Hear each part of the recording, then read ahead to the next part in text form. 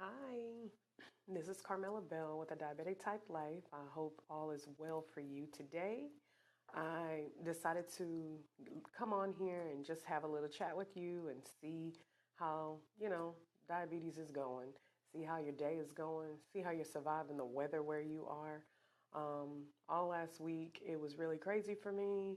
I don't know what happened, but I like pulled a muscle and needed muscle relaxers. I got a cold and it's taken days to get over that. Even now, my voice is still strange. So please ignore that. But I just wanted to get on here and just come say hi and just talk about a couple of things because it's really been on my mind. So, the first thing I want to talk about is what it means to get clear. I really feel like my goal here, what I want to do with people, is help diabetics get clear on what's standing in their way. And in order to really get clear about what's standing in your way, you have to really think about a lot of things and kind of take off a lot of filters, take off some reasons, take off some excuses, and just let it be what it is.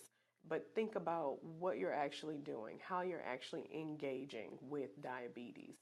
So, by that I mean, think about just in a day, think about your life, a day in the life of you, and all that you do to, survive and thrive with your diabetes. How many times were there where you could have or should have done a few things differently? Just think about it. I'll give you a few moments.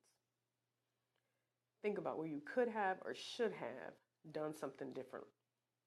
So, for instance, you wake up early in the morning, getting ready to start your day, and normally you might test your blood sugar, see where you are because you want to have breakfast soon.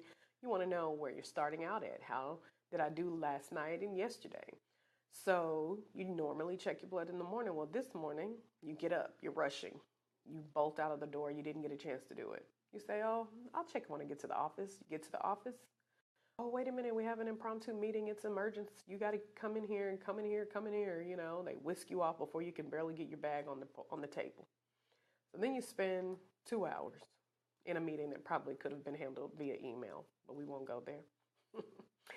And so after the 2 hour meeting, you get back to your desk and you're like, okay, I'm gonna check my blood. I'm gonna go, make sure everything's good and, that I have what I need. And then you have four people with all their needs, wants, and questions. So you push it to the back burner again. Okay, I'll check that in a little bit.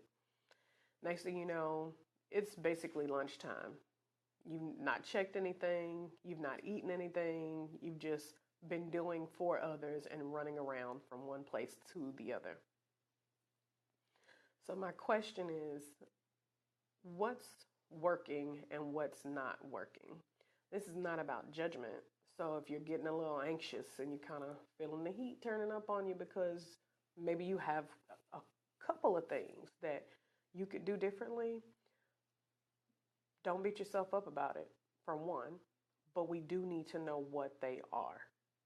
Because if scheduling is an issue, then maybe that's where we need to start. We might not need to kind of leave everything to chance.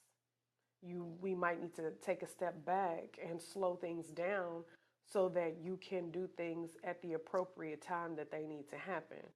And what that also looks like is putting yourself first. Because so many times in our lives, we put everybody else at home and at work before ourselves. And diabetics and people with other chronic issues, you just can't afford to do it. You can't afford to do it. So, my question again is, how much of what we're doing is really benefiting us? How much of what we're doing is hindering us? What's really getting in our way? I can't answer that question for you, but I know for myself, when I don't schedule things, when I don't pre plan things, um, it becomes a problem. I forget things. We don't test like we're supposed to. Or if I didn't pre pack a bag, I might not be prepared for a low when it happens. You need juice, you need food, you need snacks. You can't ever just decide that the people or the place you're at is going to have the things that you need. So I have to prepare for that. So the questions that I'm asking you now, I just want you really to think on. There's not really anything for you to do, but I want you to think about what are some of the things that you know you've kind of not been doing that you should be doing, and jot those down. What are the improvements that we know we can make, whether they're small or large? And that's going to get us one step closer to getting clear so we can take the other steps that we need to manage this diabetes thing a whole lot better. It's a huge, big, it's just a big thing. It's a big ball of stuff as far as I'm concerned. Many layers of an onion. And this is a very, very important piece. I can't fix what I don't know, what I can't see, what I don't acknowledge. So, if in as much as I could ask, don't beat yourself up, don't judge yourself about it, but do get clear and be honest. You don't have to lie to you. We sometimes might tell a little white lie here or there to other people about different things. We want to spare their feelings. We don't want to seem too harsh. We don't want to come off too strong. But this is you.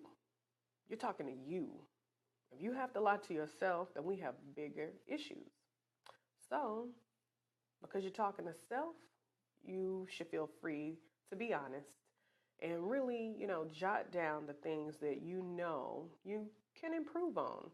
And then we'll be doing some other things to kind of push forward and build on that. But even if you don't jot it down for now, just think about it. We can jot it down in a couple of days.